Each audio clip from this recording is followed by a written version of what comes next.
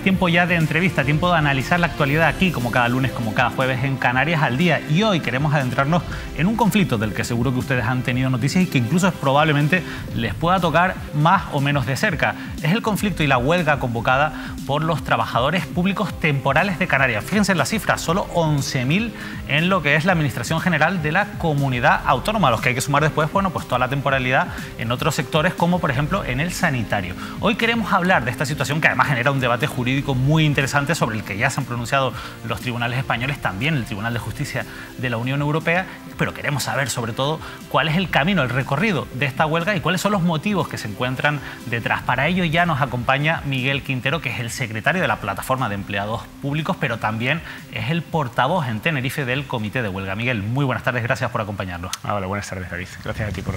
Gracias por estar con nosotros, porque además esto es un asunto que genera mucho debate y que afecta a muchas personas en Canarias directa e indirectamente, y sin duda afecta a algo que es muy importante, que es la función pública. ¿Por qué van a la huelga los trabajadores temporales de Canarias? ¿Cuál es su situación y qué motiva, insisto, este conflicto? Vamos a la huelga de una forma indeseada por el conjunto de los trabajadores, porque es una solución, digamos, es un punto al que nadie le gustaría llegar. Plantearse llegar a la huelga es, digamos, la última ratio, la última salida para el trabajador cuando no cabe otra para la defensa de sus derechos. Hay un problema, un serio problema, un problema muy grave de abuso de temporalidad en las administraciones públicas españolas, en las Canarias en general, en todas las administraciones canarias y en particular en nuestro caso en la Administración de la Comunidad Autónoma de Canarias. Esa situación de abuso de temporalidad supone una lesión muy grave del derecho a la estabilidad de los trabajadores afectados. Como la Administración en su acción política a lo largo de este último año de gobierno ha decidido poner en peligro la seguridad en el empleo de todos estos trabajadores y no ha negociado ningún procedimiento para dar solución con garantías y con respeto a la legalidad europea al abuso de temporalidad de los trabajadores, no ha dejado otra opción que ir a la huelga a nuestro colectivo. Hay gente que se pregunta, bueno, ¿por qué ahora, si además esto es un conflicto enquistado desde hace muchos años, por qué ahora que además estamos, bueno, pues en una situación tan anómala con esta pandemia que estamos padeciendo? Porque no ha habido negociación ninguna para solucionar el problema. Hay un problema serio de abuso de temporalidad, hay un problema que pone en peligro el empleo de miles de empleados públicos, empleados y empleadas públicas de Canarias, y la Administración, en lugar de encontrar una solución que limite, que reduzca el problema, que signifique que acaba con la temporalidad de estos trabajadores, cumpliendo con las normativas eurocomunitarias y con la sentencia 19 de marzo del Tribunal de Justicia de la Unión Europea, saltándose precisamente ese tipo de ordenamiento jurídico, lo que hace es caminar con una hoja de ruta que llevará al despido o llevaría al despido a miles de empleados públicos. Como decía que no iba a frenar en ese empeño, no había ningún tipo de cauce negociador, no había ningún tipo de aproximación a una solución, los trabajadores nos vimos, la representación de los trabajadores se ve obligada a defender este derecho de la única forma que le cabe en este momento. La falta de voluntad es enorme. La falta de voluntad no solo viene manifestada por la actitud de desprecio a la negociación en los órganos formales de negociación, sino también por la inobservancia del exhorto del Parlamento de Canarias en una PNL para que en la solución del problema tengan en cuenta esos parámetros jurídicos que le obligan a considerar la importancia de la sentencia y la importancia de la directiva eurocomunitaria. Al final, Miguel, estamos hablando de una masa bastante heterogénea y también que ha conseguido el acceso a la función pública de una manera o de maneras distintas. ¿Cuántas personas, no sé si se puede computar, han entrado por lo que podemos decir la puerta de atrás en la que no han participado en ningún concurso oposición y cuántas sí que han entrado tras ese concurso oposición pero que después al final han conseguido, bueno, pues esa plaza que tienen a raíz de este abuso de la temporalidad? Hombre, yo no diría entrar por la puerta de atrás. Yo creo que esto nos lleva siempre al debate y a la opinión esta generalizada un poco sobre esta mala visión que tiene el funcionario y que se pone de manifiesto en algunas declaraciones de algunos políticos e incluso algunos sindicatos, que dicen que este colectivo que hoy no tiene fijeza en el trabajo ha entrado por la cara. No, por la cara no se ha entrado. A la Administración nadie va caminando por la calle y decide sentarse en un puesto de la Administración y se sienta. Siempre ha habido algún procedimiento iniciado por la Administración, empezado por la Administración, que da como resultado que un trabajador pase a desempeñar una función pública. Durante estos 25 años, la Administración ha instado procedimientos para incorporar efectivo. Cuando la Administración ha instado procedimientos, los que sean, para incorporar efectivos a la función pública, no es el trabajador, no es el efectivo el que decide cuál es el procedimiento por el que tiene que pasar. Es la Administración el que pone las condiciones de acceso. Y es la Administración quien, estableciendo las condiciones de acceso, ha puesto estas o las otras. Cuando esas condiciones de acceso no han sido suficientemente legales, los trabajadores han ido a los tribunales a reclamar que tienen derecho a estar en esa plaza. Y los tribunales de lo social se han manifestado casi siempre en favor de ese trabajador, transformándole en una figura que es creada por el Tribunal Supremo Español, que no está en la legislación española, que es la de indefinido no fijo. Pero en suma, cualquier trabajador que hoy desempeña un trabajo en la función pública ha salvaguardado o se ha salvaguardado en su incorporación a la administración pública los principios de igualdad, mérito y capacidad. La Constitución, en el artículo 103 de la Constitución, se establece que el acceso a la función pública tiene que garantizar el mérito y la capacidad. Es a donde quería llegar también. Al fin y al cabo, sí que hay unos principios que son claros. Mérito, capacidad, concurrencia. Y es verdad que hay casos en los que eso no se ha dado, que son los que finalmente pues, acaban ratificando esa plaza indefinido no fijo los propios tribunales. Pero sí que es verdad que hay una bolsa de gente que está en esta situación que al final, bueno, pues no ha entrado cumpliendo esos requisitos de mérito y capacidad.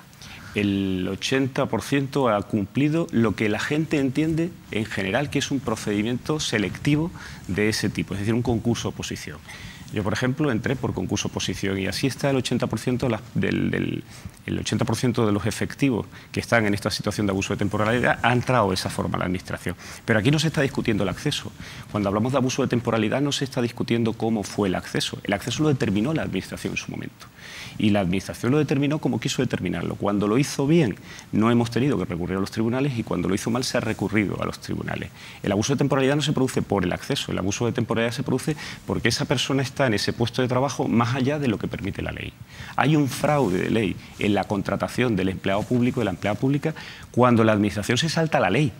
La ley dice que durante ese plazo no puede sobrepasar los 3 años y la Administración nos tiene una media de 20 años en esa situación. Eso es interesante porque consolidar a través de la fijeza de esos puestos de trabajo de los que estamos hablando, ¿no sería también, en cierto modo, consolidar ese fraude de ley en la práctica? No, sería resolverlo. Sería resolverlo porque el fraude lo ha cometido la Administración, no el trabajador. Es la Administración la que abusa del trabajador, es el trabajador el que está en fraude. El abuso consiste... En el abuso hay que distinguir dos partes, el que es abusado y el que abusa. El trabajador es el que ha sido abusado y la Administración es quien abusa. Cuando hay que resolver el fraude, no se puede resolver sancionando al abusado. Si la Administración sanciona al abusado, está abusando doblemente de la persona. Y eso es lo que prohíbe el derecho europeo. El derecho europeo lo que hace es... la directiva eurocomunitaria lo que hace es decir que no se puede discriminar en el empleo público y en el empleo privado este tipo de cosas. Es decir, que los mismos derechos que tiene el empleador privado los tiene que tener el empleado público. Y de hecho es enormemente paradójico y contradictorio que la Administración sancione y tenga mecanismos de inspección y sanción para el empresario, para el autónomo, para el empleador privado, que se salta esa norma de abuso de temporalidad y le sanciona de forma salada y precisamente porque existe esa sanción no se abusa en la empresa privada y sin embargo sea la Administración, sean las administraciones públicas las que abusan sistemáticamente de esa situación durante 20 años y carezca de mecanismos de sanción que le permitan ser sancionados por abusar de los trabajadores.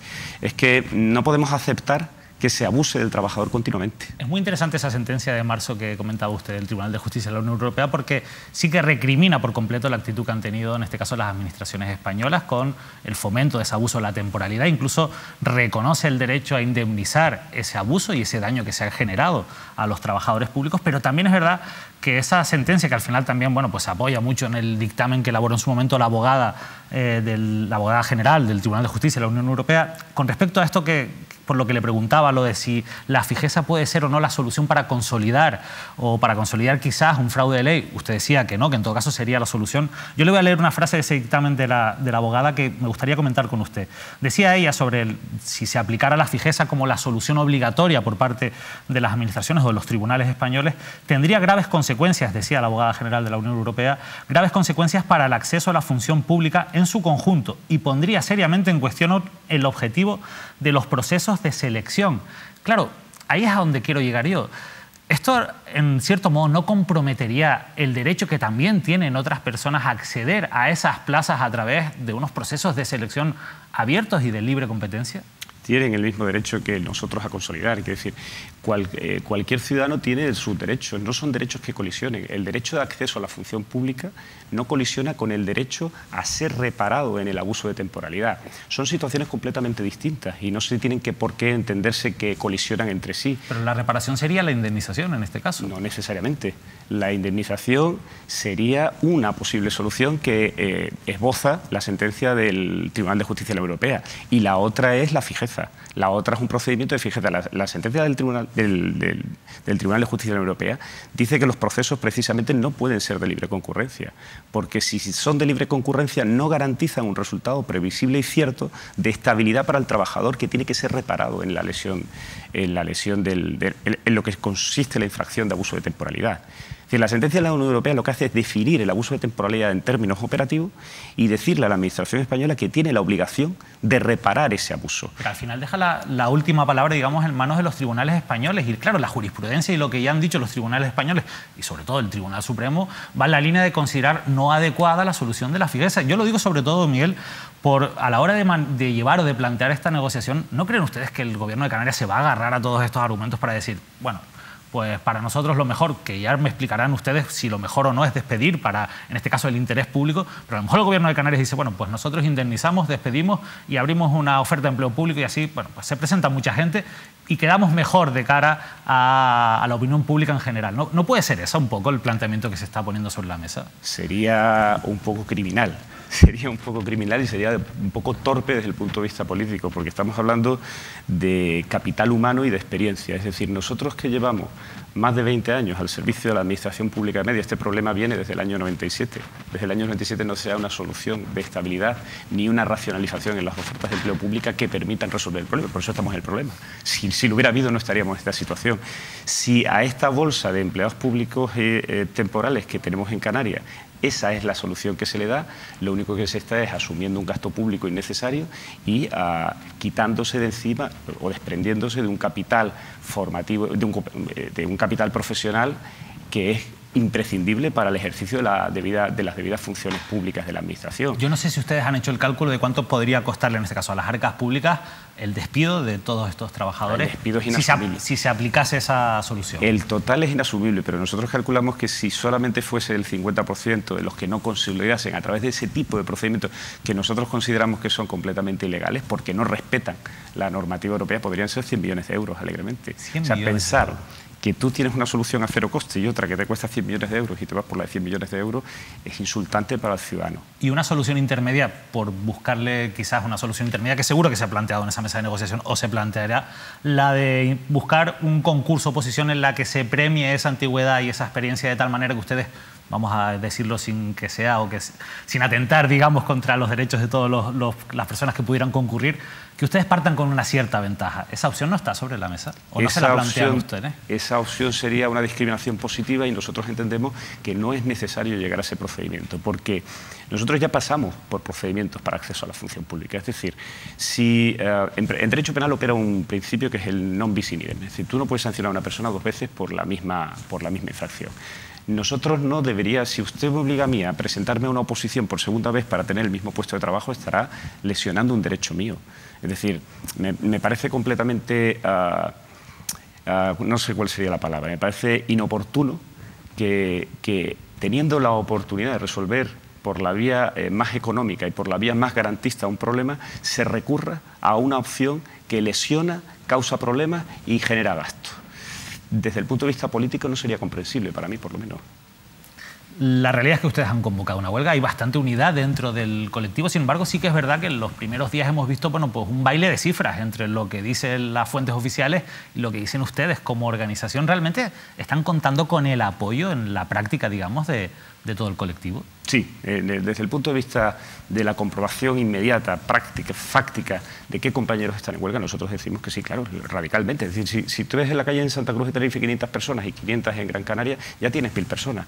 Es decir, eso se aleja muy radicalmente de las cifras que da la Administración. La Administración no tiene capacidad técnica, o sea, la metodología para calcular, para saber quién ha ido a la huelga en 24 horas, la Administración no tiene una metodología que le permita obtener ese dato en 24 horas. Le pongo un ejemplo. Hoy, personas que han ido a la huelga y han fichado huelga han cobrado su nómina. Y no han cobrado su nómina porque tengan derecho a cobrar esos 2 días que estuvieran en huelga, sino porque la Administración no ha sido capaz de calcular que esas 2 personas estaban en huelga. Y han pasado días. Es decir, la Administración no tiene capacidad. De hecho, ahora se están poniendo en marcha mecanismos de comprobación para saber a día de hoy quién fue a la huelga el primer día de huelga, el día 11. Y sin embargo, el primer día, a las 24 horas, ya lanzaron un dato. Y se está sustituyendo, digamos, a esos trabajadores, porque al final, hombre, 11.000 personas que no estén trabajando en la función pública se tendrá que notar de alguna manera. No se puede sustituir, sería, claro, sería un atentado contra el derecho de huelga, ¿No hay unos servicios mínimos? Sí, hay unos servicios mínimos y se están cumpliendo. Es decir, se dictaron unos servicios mínimos, los servicios mínimos se negociaron, quiero recordar, el 4 de diciembre, el 4 de enero, hubo una reunión para negociar servicios mínimos, el comité de empresa, creo que ya lo dije en otra ocasión en este mismo canal, no puso ningún impedimento para la petición de servicios mínimos de la Administración, se negociaron, se establecieron y se cumplen. ¿Cómo está siendo la negociación? Esta es una parte que también ha generado algunos titulares en el sentido de que hemos visto cómo ustedes piden que no sea la directora general de Función Pública, Laura Martín, quien se sienta a negociar, sino que quieren que se siente Julio Pérez, el consejero, en este caso de Presidencia. ¿Por qué? ¿Por qué esta decisión? ¿Cuál sería la negociación? Sería la primera parte de la pregunta. Sí, sí, exacto. Me pregunto yo cuál es la negociación, pues no ha habido negociación. Es decir, no ha habido negociación. No ha habido negociación. El presidente del Gobierno, el señor Ángel Víctor Torres, dijo el lunes en Radio Nacional de España que la solución a este problema, por cierto, que en sus declaraciones reconocía el abuso, en su parte de la propia palabra dice, reconocemos que se ha hecho mal durante 20 años. Lo dice así literalmente. Hombre, es difícil no reconocerlo también. Pues entonces está reconociendo el abuso. Define el abuso y lo reconoce.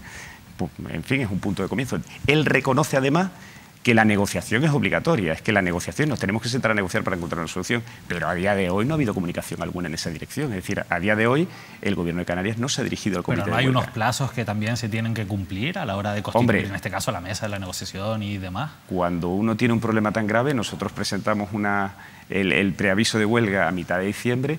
Yo creo que desde el momento en que los trabajadores presentan el preaviso de huelga, se le da la oportunidad al Gobierno de llamarlos a negociar y evitar la convocatoria de huelga o la convocatoria de paros inmediatos cuando sabe cuándo van a ser los paros, que van a afectar a servicios a los ciudadanos. Sin embargo, no ha habido ese tipo de llamada. A la segunda parte de su pregunta, sí. Es verdad que la directora general sí que se ofreció a negociar con nosotros y nosotros dijimos que no, pero dijimos que no con los debidos respetos a la persona de la directora general, no por ella, sino porque el rango de director general no tiene la capacidad de decisión política que hace falta para negociar las cosas que están sobre la mesa. Entonces, entendemos que quien tiene capacidad política para decidir sobre el conjunto de reclamaciones que están en el preaviso de huelga, tiene que ser el consejero, tiene que ser una persona que se siente en el Consejo de Gobierno, tiene que ser el Gobierno el que decida sobre el tema. ¿Cómo está afectando a los servicios públicos, que lo comentaba usted un poco en su respuesta ahora, esta huelga de momento? ¿Ustedes están notando que está siendo efectiva en esa parte, es decir, en afectar a los servicios públicos? Al final es objetivo de toda la huelga también es que se note, ¿no? Si no, pues poca presión van a hacer. Pues nosotros creemos que sí está afectando a servicios públicos esenciales. Los días de paro, nosotros hemos sido muy sensibles a la hora de definir qué días son de paro para intentar evitar precisamente al máximo cualquier tipo de lesión al ciudadano. Hemos establecido 2 días de paro mensuales que son bastante razonables para que el Gobierno tome nota de cuáles son los servicios que se ven afectados y se ven afectados servicios. Es verdad que si no hay voluntad negociadora, si seguimos en este pulso de no sentarse a negociar con el comité de huelga, en esta situación la huelga se va a recrudecer. Es decir, no solamente recrudecer ampliando posiblemente los días, sino decidiendo paros indefinidos en determinados servicios. ¿Están aprovechando esta situación o esta coyuntura para ejercer mayor presión sobre el Gobierno de Canarias? Porque, claro, en esta situación la Administración ya se ve tocada, lógicamente, por la situación de pandemia. ¿Están aprovechando esa situación?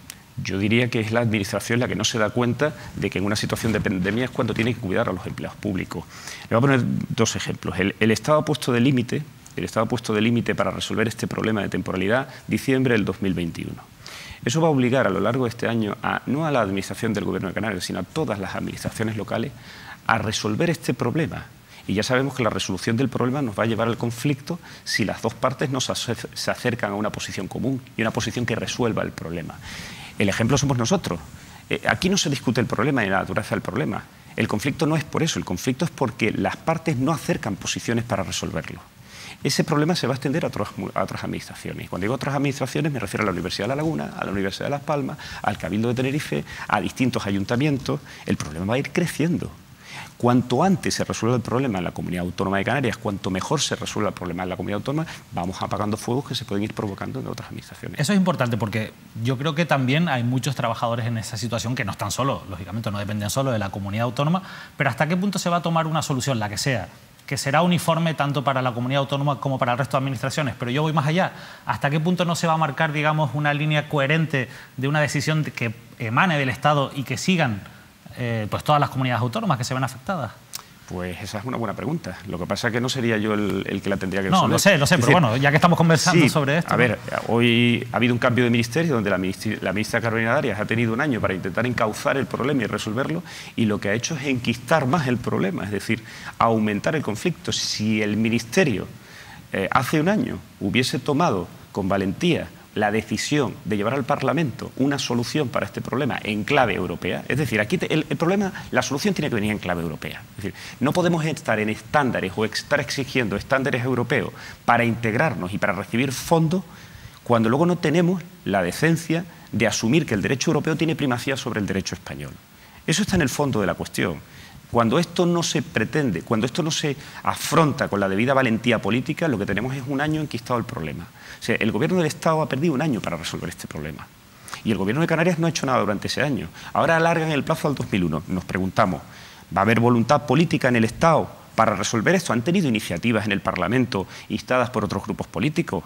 Hay grupos políticos que han instado propuestas de solución para este problema en la anterior Ley de Presupuestos Generales del Estado. Han intentado que se modifique el Estatuto Básico del Empleado Público para resolver el problema y que no haya conflicto. ¿Se refiere a una PNL del PNV en concreto? Me refiero a la PNL del PNV, que luego se transformó en una enmienda a los presupuestos. Me refiero a tantas oportunidades. Si en el fondo la actividad parlamentaria está para hacer normas y las normas están para resolver problemas. Es decir, si tienen la capacidad para hacer normas, y esa la tienen los órganos legislativos, porque no resuelven un problema que se les viene encima en el plazo para evitar que el problema se complique. Como no lo han hecho, el problema se está complicando. También el Gobierno de Canarias, un poco leyendo las pocas declaraciones que ha hecho sobre este asunto, porque la verdad es que hay muy poca información oficial por parte del Gobierno de Canarias, que de momento está eludiendo bastante el conflicto. Sí que se habla de un acuerdo alcanzado hace algunos años con los sindicatos que planteaba la solución a través de las ofertas de empleo público. Y yo quería preguntarle por los sindicatos. ¿Qué pasa? ¿Qué pasa con esos grandes sindicatos, vamos a llamarlos así, o los sindicatos que todos conocemos como los mayoritarios, que no están en la misma sintonía que, en este caso, la mayoría de los empleados públicos temporales? Pues eso me pregunto yo también. El gran problema de este problema se da, entre otras cosas, porque no forman parte de la solución, sino se hacen formar parte del problema. Quiero decir, si estos tres sindicatos de los que hablamos se sentaran a negociar una solución respetando escrupulosamente el derecho europeo y el derecho de los trabajadores, no estaríamos en este problema. Es decir, cuando cualquiera de estos sindicatos se avenga a defender realmente el derecho de los trabajadores que están en abuso de temporalidad, es decir, lo primero que tienen que hacer esos sindicatos es decir, los trabajadores están en abuso de temporalidad y la función de un sindicato es defender el derecho de los trabajadores, no la lesión de derechos de los trabajadores.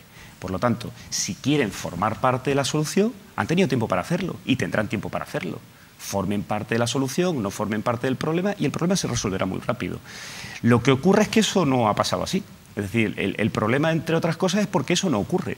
Los trabajadores como yo, los que estamos en situación de temporalidad, nos hemos sentido siempre desamparados por esas grandes centrales sindicales, completamente desamparados. De hecho, quien ha dicho en una manifestación pública hace poco en prensa que no vamos a entrar por la cara es la líder de uno de estos sindicatos. Es decir, cuando yo oigo decir al líder de un sindicato que yo no voy a entrar por la cara cuando yo he pasado un procedimiento selectivo, ¿qué voy a pensar yo de ese sindicato? Es decir, ¿cómo voy a sentir representado? El trabajador en abuso de temporalidad no está representado por esos sindicatos. Esos sindicatos no defienden una solución para estos trabajadores. ¿Y eso qué explicación puede tener? Porque si al final la lógica que impera es la de que hay que defender los derechos de los trabajadores, ¿a qué trabajadores están defendiendo, en este caso con su posición, los sindicatos mayoritarios? Al 46% de los trabajadores que están en esta situación en la administración de la Comunidad Autónoma de Canarias, no, por supuesto. ¿Qué explicación tiene? Habrá que preguntarles a ellos.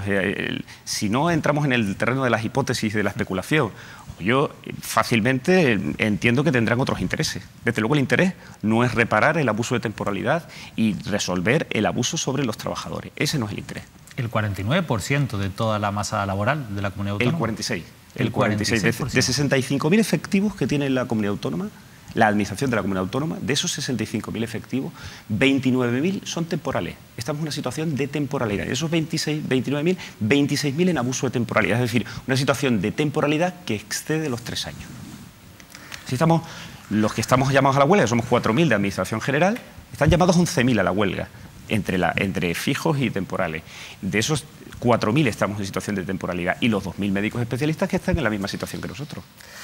Miguel Quintero, la verdad es que a mí me ha parecido muy interesante. Yo creo que ha ayudado a entender un poquito mejor cuáles son los planteamientos que ustedes tienen, pero sí que es verdad que yo le voy a reconocer que a mí me parece que el conflicto tiene una difícil solución. No me parece sencilla. Ustedes tienen unos planteamientos razonables. Creo que hay otra serie de planteamientos que tiene la Administración que también pueden llegar a ser razonables en un momento determinado, pero quizás lo peor de todo es la falta de voluntad para sentarse a negociar. Para terminar, Miguel, ¿usted cree que hay posibilidad de llegar a un acuerdo o que aquí se va a imponer, en este caso, lo que decía la Administración y al final esto se va a acabar intentando resolver en los tribunales? Yo espero que haya voluntad de acuerdo. Es decir, lo espero como afectado y lo espero como ciudadano, porque es que el acuerdo y la solución va a desenquistar un problema que tiene paralizada la Administración. El propio consejero ha dicho repetidas veces que este es el problema más grave que tiene la Administración Pública de Canarias. Si este es el problema más grave, ¿por qué llevamos desde el 15 de diciembre sin sentarnos o sin ser llamados a la negociación? Si es un problema tan grave, lo lógico es que nos sentemos a solucionarlo. Encontremos soluciones de consenso, pero para eso hace falta negociar y tener buena voluntad. Y con esas soluciones y el problema resuelto, evitamos conflictividad, evitamos gastos y empezamos a pensar en lo que ellos llaman la modernización de la Administración de la Comunidad Autónoma, que son palabras grandilocuentes, pero que luego en la práctica no se pueden llevar a cabo. Al final, para llegar a eso, habrá que resolver primero, pues precisamente, problemas como este de la temporalidad. De verdad, Miguel Quintero, muchísimas gracias por habernos acompañado. Nosotros, eso sí, vamos a recoger el guante que usted nos ha dejado para lanzárselo al consejero de Presidencia, al señor Julio Pérez. Vamos a pedirle una entrevista para hablar de este y de otros asuntos. Nosotros esperamos que haya transparencia por parte del Gobierno de Canarias, porque al final la única manera de que haya soluciones adecuadas, sobre todo al interés general, es que haya diálogo y haya transparencia. Así que, por su parte, de verdad, nosotros le agradecemos que se hayan sentado aquí y nos hayan argumentado, en este caso, cuál es su posición. Muchas gracias, David. Gracias. Miguel Quintero es el secretario de la Plataforma de Empleados Públicos, es el portavoz, en este caso, del Comité de Huelga en Tenerife. Nosotros seguimos muy pendientes de todo lo que ocurre con este conflicto de temporalidad por la cantidad, insisto, de personas que se ven afectadas, pero también, sobre todo, porque al final estamos hablando del interés público, de la función pública, y eso, sin duda, es algo que nos atañe a todos. Nosotros nos despedimos, que pasen un feliz fin de semana, sigan atentos a toda la programación informativa de Mírame Televisión y volvemos el lunes, en este caso, con una entrevista política con el alcalde de Güímar.